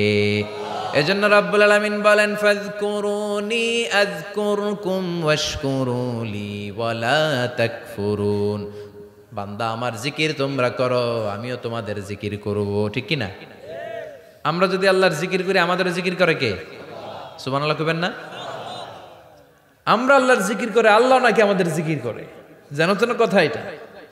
আবার হাদিসে কুদসিতে আল্লাহ বলেন ফাইন যাকারানি ফি নাফসি যাকারতুহু ফি নাফসি, আমার বান্দা যদি একা একা আমার জিকির করে আমি আমার বান্দার একা একা স্মরণ করি। ওয়া ইন যাকারানি ফি মালাইন যাকারতুহু ফি মালাইন খায়রিম মিনহু, এরকম মহা সম্মেলন করে যদি কেউ আমি আল্লাহর জিকির করে আমি এর চেয়েও বড় মহা সম্মেলন ফেরেশতাদেরকে নিয়ে করে আমার বান্দারে স্মরণ করি। ওয়া ইন তাকাররাবা ইলাইয়া শিবরান তাকাররাবতু ইলাইহি যিরাআন, আমার বান্দা যদি আমার দিকে এক বিঘত আসতে চায় আমি আমার বান্দার দিকে এক হাত এগিয়ে যাই। আমার বান্দা যদি আমার দিকে এক হাত আসতে চায় আমি আমার বান্দার দিকে দুই হাত যাই। ওয়া ইন আতানি ইয়ামশি আতাইতুহু হারওয়ালা, আমার বান্দা যদি আমার দিকে হেঁটে হেঁটে আসতে চায় আমি আমার বান্দার দিকে দৌড়ে দৌড়ে যাই। সুবহানাল্লাহ পড়ে। এজন্য বিশ্বনবী বলেন লা ইয়াজালু লিসানুকা রাতবাম মিন যিকরিল্লাহ, আল্লাহর জিকির দিয়ে জিহ্বাটারে ভিজিয়ে রাখবা। কার কথা? চিল্লায় বলেন কার কথা? সবসময় আল্লাহর জিকির করতে রাজি আছেন তো? সবচেয়ে শ্রেষ্ঠ জিকির বিশ্বনবী বললেন আফদালু যিকরি লা ইলাহা লা ইলাহা লা ইলাহা ইল্লাল্লাহু মুহাম্মাদুর রাসূলুল্লাহ সাল্লাল্লাহু। সবচাইতে শ্রেষ্ঠ জিকির লা ইলাহা, এর চেয়ে শ্রেষ্ঠ জিকির আছে? কথা বলেন। বিশ্বনবী বললেন মান ক্বালা লা ইলাহা ইল্লাল্লাহ সিদকান মিন কলবিহি, একনিষ্ঠতার সাথে অন্তর থেকে কেউ যদি জীবনে একবার বলে লা ইলাহা ইল্লাল্লাহ দাখালাল জান্নাহ, তার যদি পাপ থাকে অন্যায় থাকে ওই পাপ আর অন্যায়ের শাস্তিগুলার পরে কোনো না কোনো দিন আমার ওই বান্দা জান্নাতে ঢুকবে। একবার যদি খালিসান মিন কলবিহি সে পড়ে লা ইলাহা ইল্লাল্লাহ, তার জন্য জান্নাতকে অবধারিত করে দিয়েছে কে? আবার এটার নাম আল্লাহ দিয়েছে কালিমায়ে, কথা বলেন। দরাবাল্লাহু মাসালান কালিমাতান তাইয়িবাতান কাশাজারাতিন তাইয়িবাতিন আসলুহা সাবিতুন ওয়া ফারউহা ফিস সামা। সুবহানাল্লাহ। পবিত্র বাণী এটা কালিমায়ে তাইয়িবা। আবু সাঈদ আল খুদরি থেকে বর্ণিত, মুস্তাদরাকে হাকিম আর সহিহ ইবনে হিব্বানে এসেছে। বিশ্বনবী বলেন মুসা আলাইহিস সালাম আল্লাহর একবার প্রশ্ন করলেন ইয়া রাব আল্লিমনি দুআআন আদউ বিহি, আপনি আমার এমন একটা জিকির শিক্ষা দেন যেই জিকির দিয়ে আমি শুধু আপনার জিকির করব, কেউ এই জিকির করতে পারবে না। এই জিকির জানবো শুধু আমি আর জানবেন কথা কোন? প্রশ্ন করছে কে? হ্যাঁ, কাকে করেছে?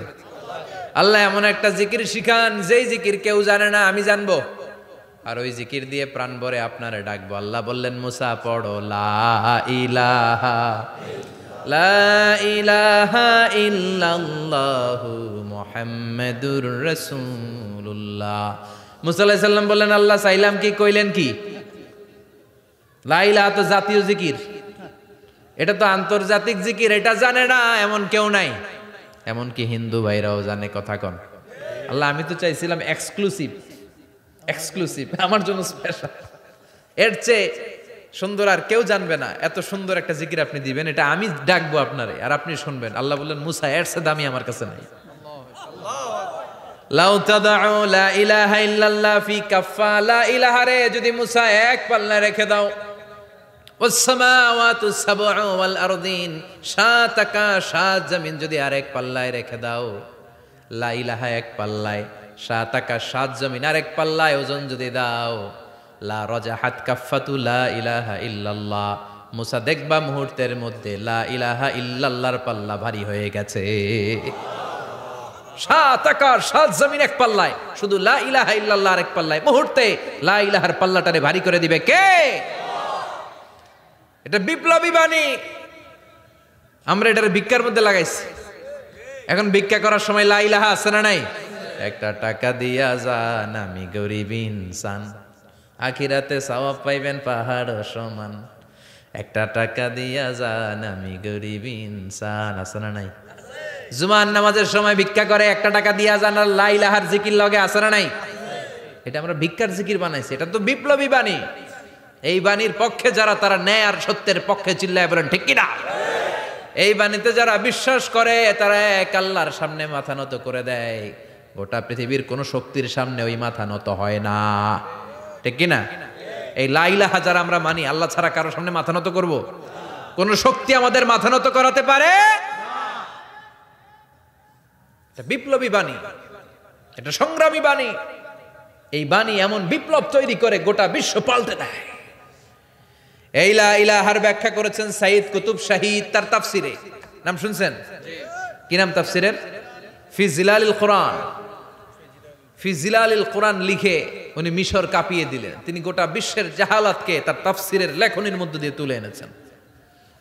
আর বলেছেন আল্লাহর আইন ছাড়া পৃথিবীর বুকে কোনো আইন চলবে না।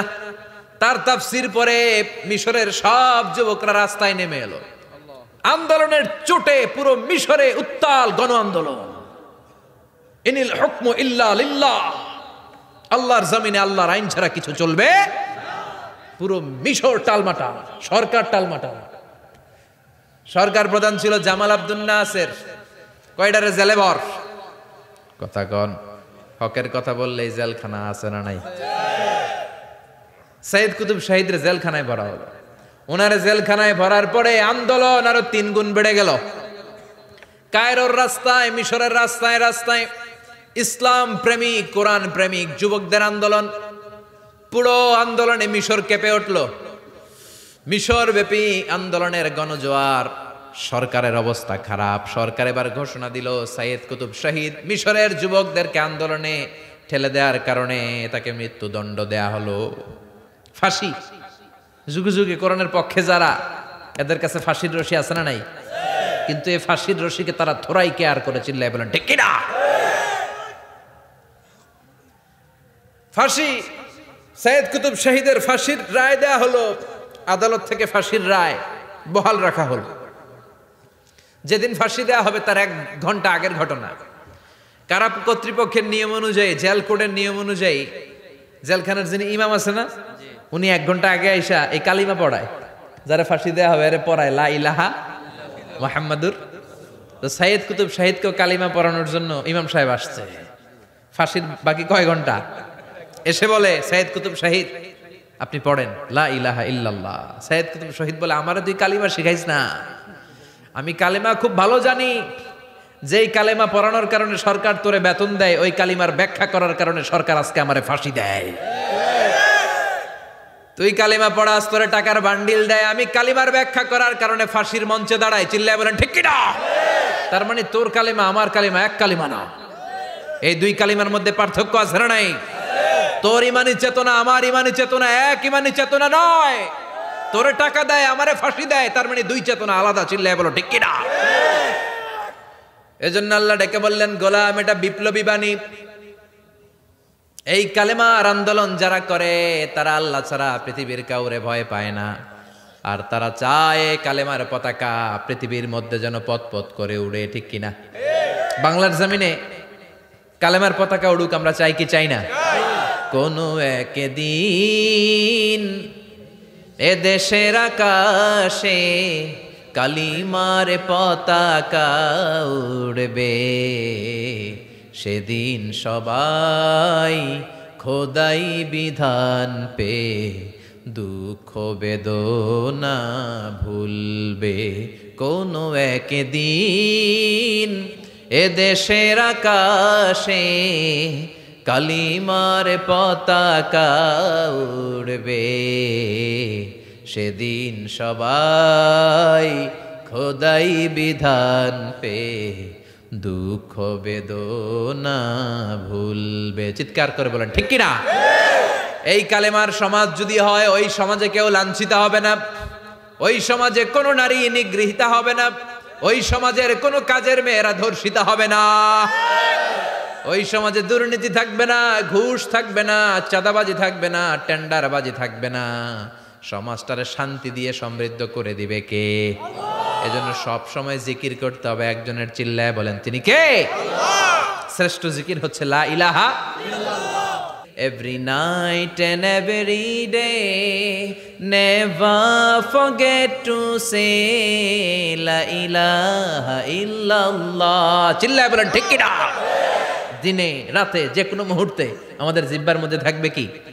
কথা বলেন, জিহ্বায় থাকবে কি? এজন্য বিশ্বনবী বললেন আফদালুয যিকরি লা ইলাহা ইল্লাল্লাহ, আল্লাহর কাছে সবচাইতে প্রিয় জিকির হলো লা ইলাহা ইল্লাল্লাহ। আবার বিশ্বনবী বললেন আহাব্বুল কালামে ইলাল্লাহি আরবাআ, আল্লাহর কাছে সবচাইতে প্রিয় কথা হলো চারটা। কয়টা? সুবহানাল্লাহ, আলহামদুলিল্লাহ, লা ইলাহা ইল্লাল্লাহ। সুবহানাল্লাহ,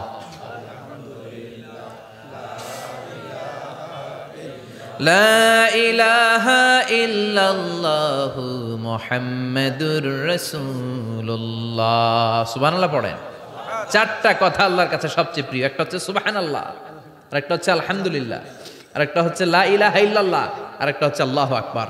এই যে শুরুতে তিনটা তাকবীর দিছি, এই তাকবীরটা আল্লাহর প্রিয় কথা যে চারটায়, চারটার মধ্যে একটা আছে না নাই? আওয়াজ করে পড়েন আল্লাহু আকবার।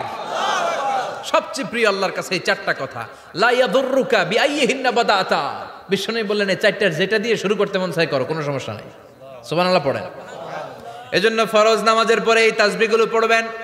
আব্দুল্লাহ ইবনে আমর ইবনুল আস তিনি বর্ণনা করেন, আমি বিশ্বনবীকে আঙ্গুলের গিরা দিয়ে এই তাসবিহগুলো পড়তে দেখেছি। রাআইতুন নাবিয়্যা সাল্লাল্লাহু আলাইহি ওয়াসাল্লাম ইয়াকিদু তাসবিহা বিয়ামিনি, আমি বিশ্বনবীর ডান হাতের আঙ্গুলের গিরায় এই তাসবিহগুলোকে পড়তে দেখেছি। পড়তে রাজি আছেন? ডান হাত তোলেন, এই আঙ্গুলের করের মধ্যে এইভাবে রাখেন, এইভাবে রেখে নামাজের পরেই সুবহানাল্লাহ আলহামদুলিল্লাহ পড়তে রাজি আছেন?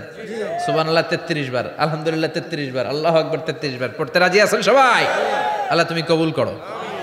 ফরজ সালাতের পরে আমরা মুনাজাত দেওয়ার জন্য পাগল হয়ে যাই। আসসালামু আলাইকুম ওয়া রাহমাতুল্লাহ, আসসালামু আলাইকুম ওয়া রাহমাতুল্লাহ, আমিন ইয়া আরহামার রাহিমিন। আছে না নাই? চান্দলায় মনে হয় নাই। কিন্তু বিশ্বনবী সালাম ফিরানোর পরে সর্বপ্রথম যে আওয়াজটা করতেন সেটা হচ্ছে আল্লাহু আকবার। এরপর 3 বার পড়তেন আস্তাগফিরুল্লাহ, আস্তাগফিরুল্লাহ, আস্তাগফিরুল্লাহ। এরপর আয়াতুল কুরসি একবার। কয়বার? মান ক্বারা আয়াতুল কুরসি দুবুরা কুল্লি সালাতিন মাকতুবা লাম ইয়ামনাহু মিন দুখুলিল জান্নাতি ইল্লাল মাউত। প্রত্যেক ফরজ সালাতের পরে যে একবার আয়াতুল কুরসি পড়ে তার জান্নাতে ঢোকার ক্ষেত্রে আর কোনো বাধা থাকে না, একটা জিনিস ছাড়া, সেটা হচ্ছে মরণ। লোকটা মরে না তাই জান্নাতে যায় না, মরলেই জান্নাতি। আল্লাহু আকবার। এরপরে 33 বার সুবহানাল্লাহ, 33 বার আলহামদুলিল্লাহ, 33 বার আল্লাহু আকবার। সবশেষে মিলাবেন লা ইলাহা ইল্লাল্লাহ ওয়াহদাহু লা শারীকা লা লাহুল মুলকু ওয়া লাহুল হামদু ওয়া হুয়া আলা কুল্লি শাইইন কাদির। এরপরে পড়তেন আল্লাহুম্মা আনতাস সালাম ওয়া মিনকাস সালাম তাবারাকতা ইয়া যাল জালালি ওয়াল ইকরাম। এরপরে পড়তেন আল্লাহুম্মা লা মানিআ লিমা আ'তাইতা ওয়া লা মু'তিয়া লিমা মানা'তা ওয়া লা ইয়ানফা'ু যাল জাদ্দি মিনকাল জাদ। এরপরে পড়তেন আল্লাহুম্মা ইন্না নাসআলুকাল হুদা ওয়াত তুকা ওয়াল আফাফা ওয়াল গিনা। এরপরে পড়তেন আল্লাহুম্মা আ'ইন্না আলা যিকরিকা ওয়া শুকরিকা ওয়া হুসনি ইবাদাতিক। সুবহানাল্লাহ পড়েন। কত তাসবিহ, কত দোয়া।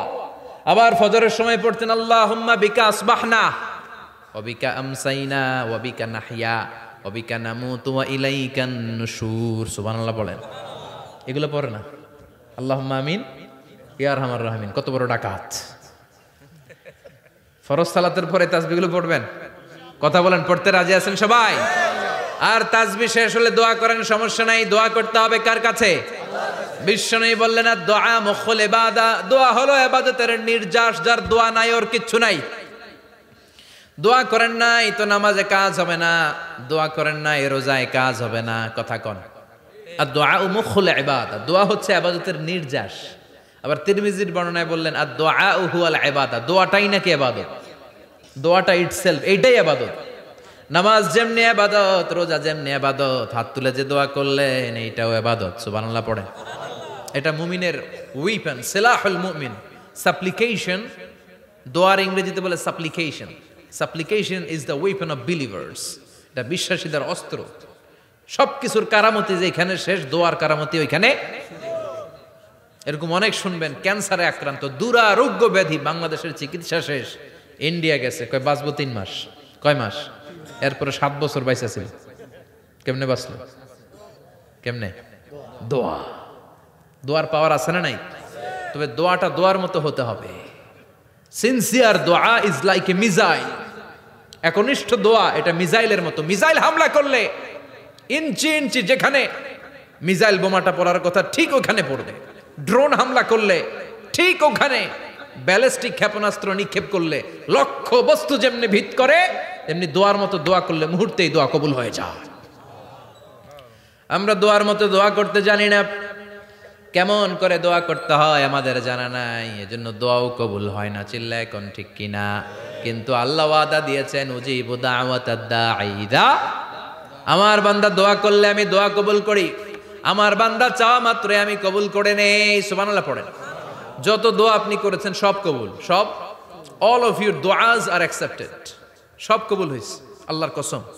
অনেকে বলবে হুজুর এটা আবার কি কইলেন, এতক্ষণ তো ভালোই কইতেছিলেন। সব দোয়া আবার কবুল হয় কেমনে? আমি তো জীবনে কত কিছু চাইলাম, কত কিছুই তো পাই নাই। আছে না এরকম? অনেকে অনেক পেরেশান, আফসোস করে হুজুর চাইলাম আল্লাহ দিল না। 4টা মাইয়া, এবার কাবা ধইরা চাই আইছি পোলার কথা, এটাও হইছে মাইয়া। আছে না নাই? 5টা ছেলে হইছে, মেয়ের জন্য বুকটা হাহাকার। হজে যে আরাফাতের ময়দানে চেয়ে আসলাম, এইবারও হইছে আর একটা পোলা। আছে না নাই? কত কিছু চাইলাম, পাইলাম না হুজুর, দিল না আল্লাহ। বলে না আপনার সব দোয়া কবুল। তবে কবুল হওয়ার 3টা সিস্টেম আছে। কয়টা? চান্দোলার ভাইয়েরা মনে থাকবে? কয়টা? আপনি যত দোয়া করছেন সব কবুল, কারণ আল্লাহর কাছে কিছু চাইলে আল্লাহ ফিরায় দিতে জানে না। আল্লাহ জানেই না কেমনে ফিরায় দিতে হয়। সুবহানাল্লাহ কোন? চাওয়া মাত্রই আল্লাহ বলে অ্যাকসেপ্টেড, যা কবুল, দিব দিব না এটা বলতে জানে না। চাওয়া মাত্রই বলে দিব। 3 সিস্টেম। নাম্বার 1, আপনি আল্লাহর কাছে দোয়া করলেন, চাইলেন, আল্লাহ বলে দিব, বলেই তিনি দিয়ে দেন আর আপনি খুশি হয়ে যান, পেয়ে গেলেন। নাম্বার 2, আপনি আল্লাহর কাছে দোয়া করলেন, চাইলেন, তখনও আল্লাহ বলে দিব, তবে এখন না, সবুর, একটু পরে দিব। কখন দিলে আমার জন্য ভালো, আমার চেয়েও ভালো জানে কে? আল্লাহ। পরে দিবে। নাম্বার 3, চাইলেন, দোয়া করলেন, আল্লাহ তখনও বলে দেব, তবে এখনো না, পরেও না, কিয়ামতের দিন যেদিন বিপদে পড়বি ওই দিন দেব। যেদিন তোর বাবা তোরে চিনবে না, তোর মা তোরে চিনবে না, বন্ধু বন্ধুরে চিনবে না, পীর সাহেব মুরিদরে চিনবে না, মুরিদ পীর সাহেবরে চিনবে না, ইমাম সাহেব মুসল্লিরে চিনবে না, মুসল্লি ইমাম সাহেবরে চিনবে না, কেউ কাউরে চিনবে না। ওই কঠিন দিনে তোরে আমি বাঁচাইয়া দেব। তাইলে দোয়া যা করছেন ছোটবেলা থেকে আজকে পর্যন্ত, লস হয়েছে না লাভ? লস না লাভ?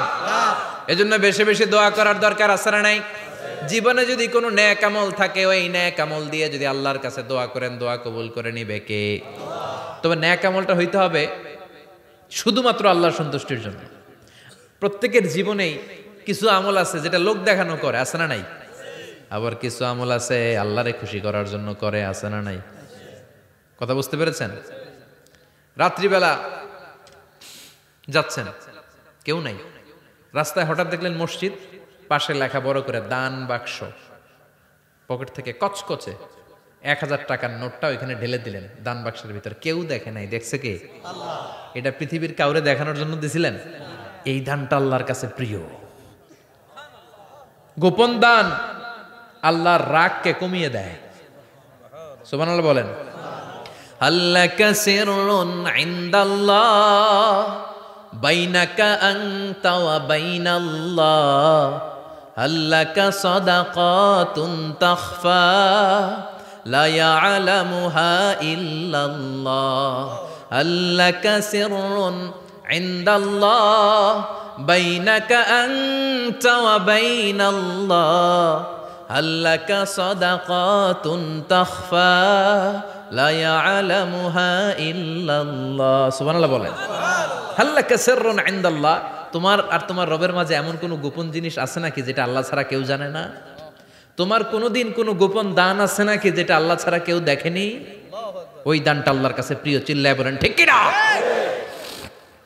এরকম কোন গোপন আমল দিয়ে যদি আপনি আল্লাহর কাছে ওসিলা করে দোয়া করেন, আল্লাহ ওই কঠিন বিপদের দিনে এই আমলটা করছিলাম শুধু তোমারে দেখানোর জন্য, এর ওসিলায় বাঁচাও, বাঁচাবে কে? বুখারীতে একটা হাদিস আছে, সালাসাতুন ফিল গার, বনি ইসরাইলের 3 লোক সফরে বেরিয়েছে, মরুভূমির সফর, মাঝখানে তুফান, কই যাবে, কই বাঁচবে, দৌড়াদৌড়ি শুরু, দৌড়াতে দৌড়াতে এক পাহাড়ের গুহার ভেতরে আশ্রয় নিয়েছে। গুহা চিনেন তো? পাহাড়ের গুহা। আশ্রয় নেওয়ার সাথে সাথেই বৃষ্টির পানির ঝাপটায় পাহাড়ের উপর থেকে বিশাল এক পাথর খণ্ড এসে পাহাড়ের গুহার মুখটা বন্ধ করে দিয়েছে। বন্ধ, অন্ধকার, এরা পড়ছে বিপদে। হায় হায়, বাঁচার জন্য ঢুকলাম, এখন দেই মরণ। ঢুকছিল কি জন্য? এখন মরণ। বিশাল পাথরের খণ্ড এসে গুহার রাস্তাটা বন্ধ করে দিয়েছে। 3 জন গায়ে যত শক্তি ছিল ধাক্কায়ও পাথর সরাইতে পারে না। হায় হায়, অক্সিজেন ভিতরে যা আছে আধা ঘন্টা শেষ হয়ে যাবে, বা কি করে বাঁচবো, বাঁচার উপায় নাই। চিল্লা ফাল্লা শুরু হয়ে গেল, কান্নাকাটি শুরু। একজন বলে, তোমাদের জীবনে কার কি নেক আমল আছে, যেই নেক আমলটা আল্লাহর ভয়ে করছিল ওইটার ওসিলা দিয়ে দোয়া করে দেখো কিছু হয় কিনা। সুবহানাল্লাহ কোন, এটাই উপায়। একজন হাঁটু গেড়ে চোখের পানি ছাড়া শুরু করছে আর দোয়া শুরু করছে, আল্লাহ আল্লাহুম্মা কানাত লি আবাওয়ান শাইখান কাবীরা, আল্লাহ আমার বাবা মা ছিল বৃদ্ধ বৃদ্ধা, আমি পেশায় রাখাল, সারাদিন ছাগল চড়িয়ে রাত্রিবেলা দুধ আনতাম, সবার আগে আব্বা আম্মারে দিতাম, এরপরে আমার ছেলে মেয়ে, এরপরে স্ত্রী। একদিন গভীর রাতে এসে দেখি আব্বা আম্মা ঘুমায়, দুধের বাটি নিয়ে আব্বা আম্মার মাথার সামনে দাঁড়িয়ে রইলাম। ছেলে মেয়েগুলো আব্বা এসে বলে, আব্বা দুধ দাও। আমি বললাম পরে, আগে আব্বা আম্মা খাবে তারপরে তোরা। ছেলে মেয়েগুলো কান্না জুড়ে দিল, আমি দেই নাই। ফজর পর্যন্ত দাঁড়িয়ে রইলাম। ফজরের আগ দিয়ে আব্বা আম্মা ঘুম থেকে উঠে দেখে তো আমার অবাক, কিরে বাবা দাঁড়িয়ে কেন? বললাম প্রতিদিন দুধ খেয়ে ঘুমাও, আজকে আগে আগে ঘুমিয়েছো, দুধ খাও নাই, তোমাদেরকে আগে দিব বলে দাঁড়িয়ে রইলাম। আল্লাহর ডেকে বলে, আল্লাহ ওই দিন সারা রাত দুধের বাটি নিয়ে মা বাবার শিওরে আমি দাঁড়িয়েছিলাম, ফজরের সময় আব্বা আম্মারে দুধ খাওয়ালাম, তারপরে ছেলে মেয়েদেরকে দিয়েছিলাম, তারপরে স্ত্রীর মুখে দিয়েছিলাম। ও মাবুদ, ওই দিনের এই কাজটা আমি দুনিয়ার কাউরে খুশি করার জন্য করি নাই, শুধুমাত্র তোমার খুশি ছাড়া। ওই রাতের ইবাদত যদি তোমার দরবারে ভালো লেগে থাকে, ফাফাররিজ আন্না মা নাহনু ফি, আজকের বিপদের দিনে কেউ বাঁচানোর নাই, তুমি আমাদের বাঁচাও। ফানফাজারাত, মুহূর্তের মধ্যে 1/3 বিশাল পাথর খণ্ডটা 1/3 ডান দিকে সরে যায়, এক পাশে সরে যায়। সামান্য আলো বাতাস ঢুকতে আরম্ভ করলো। এখন বাতাস ঢুকে এখন বেঁচে থাকতে পারবে এই নিশ্চয়তা হয়েছে। সুবহানাল্লাহ কোন। এবার সে বলল, ভাই তোর কি আমল আছে বল। দ্বিতীয় জন হাঁটু গেড়ে আবার চোখের পানি ছেড়ে আল্লাহরে ডেকে বলে, মাবুদ আমার এক চাচাতো বোন ছিল, কানাতলি ইবনাতু আম জামিলা ওয়া কুনতু উহিব্বুহা কাআশাদ্দি মা ইউহিব্বুর রিজাল আন নিসা। আল্লাহ, সুন্দরী, অনন্যা, অপ্সরী, প্রিয়ংবদা, অনুসুয়া, গুণবতী, রূপবতী আমার এক চাচাতো বোন ছিল, তার প্রেমে আমি ছিলাম পাগল পাড়া, কিন্তু সে তো আমার ডাকে সাড়া দেয় না। অনেক চেষ্টা করলাম তারে পাওয়ার জন্য। চাচাতো বোন আমারে বলে, 100 স্বর্ণ মুদ্রা যেদিন দিতে পারবা ওই দিন আমারে পাবা। এবার আমি স্বর্ণ মুদ্রা কালেকশনের কাজে লেগে গেলাম। বছরের পর বছর চেষ্টা করে 100 স্বর্ণ মুদ্রা যেদিন পেলাম ওই দিন চাচাতো বোনের কাছে গেলাম, যে তার হাতে স্বর্ণ মুদ্রা দিলাম, বললাম চলো এবার আমরা অপকর্ম করি। স্বর্ণ মুদ্রা পেয়ে সেও খুশি, আমিও খুশি। সে পাইছে স্বর্ণ, আমি পাইছি তারে। গোপন একটা রুমের ভেতরে ঢুকলাম, দুজনে জামা কাপড় খুলে ফেললাম, নেকেড হয়ে পাপ কাজ শুরু করব। ইন দা মিন টাইম আমার চাচাতো বোন আমারে বলে, ও আমার চাচাতো ভাই, আমারে তুই আমার সতীত্ব তুই নষ্ট করে দিস না, ইত্তাকিল্লাহ, আমার সম্ভ্রম তুই শেষ করে দিস না, ইত্তাকিল্লাহ, আল্লাহরে ভয় কর। আল্লাহ, ওই মুহূর্তে ফিরে আসা কঠিন কঠিন, কিন্তু ইত্তাকিল্লাহ, আল্লাহরে ভয় করে, এই শব্দটা যখন শুনলাম আমার ভিতরটা কেঁপে উঠেছে। আমি মুহূর্তে তোমার ভয়ে জামা পড়ে ওই রুম থেকে চিৎকার মেরে বেরিয়ে গিয়েছি। আল্লাহ, সেদিন আমি পাপ কাজ করি নাই, সেদিন আমি মনের খায়েশ মিটাই নাই, তোমার ভয়ে সেদিন আমি দৌড়ে পালিয়েছি। ওই দিনের ইবাদতটা আমলটা যদি তোমার কাছে ভালো লেগে থাকে, ফাফাররিজ আন্না ফিমা নাহনু ফি, আজকে যেই বিপদে আছি তুমি বাঁচাও। বলার সাথে সাথে 2/3 2/3 পাথরের খণ্ডটা আরো ডান দিকে সরে যায়। সুবহানাল্লাহ পড়েন। এবার আরো বড় ফাঁকা হয়েছে। এবার তারা বেরোতে চেষ্টা করলো, দেখে মাথা বেরোয়, শরীর বেরোয় না, হাত বেরোয়, পিঠ বেরোয় না, পা বের হয়, দেহ বেরোয় না, আরো ছুটতে হবে। এবার বাকি আছে কয়জন? সে দোয়া করতে শুরু করলো, আল্লাহ ইস্তাজারতু জারাক, আমি ব্যবসায়ী ছিলাম, অনেক শ্রমিক ভাড়া করে একদিন একটা কাজ করালাম, সব শ্রমিকের টাকা দিয়ে দিলাম। এক শ্রমিক টাকা না নিয়ে ভাগলপুর কই যে গেছে নিজেও জানি না, ওর টাকা আমার কাছে রয়ে গেল। এই শ্রমিককে আর টাকাটা বুঝাই দিতে পারি নাই। এই টাকা দিয়ে আমি কয়েকটা ছাগল কিনলাম, এই ছাগলগুলো বাচ্চা দিল, ওগুলো বাচ্চা দিল, ওগুলো বাচ্চা দিল, দিতে দিতে বিশাল ছাগলের ডেইরি ফার্ম করে ফেললাম তার ওই টাকা দিয়ে। 1 যুগ 12 বছর পরে সে এসে বলে আমার টাকা ফিরায় দাও। আমি বললাম এই যে ছাগলের ডেইরি ফার্ম পুরোটাই তোমার। সে বলে আতাস্তাজিউ মিন্নি, আমার সাথে ঠাট্টা করো? আমি পাই সামান্য কয়টা টাকা, 1 যুগ আগে যেই টাকা পাইতাম ওইটা দিলেই চলবে।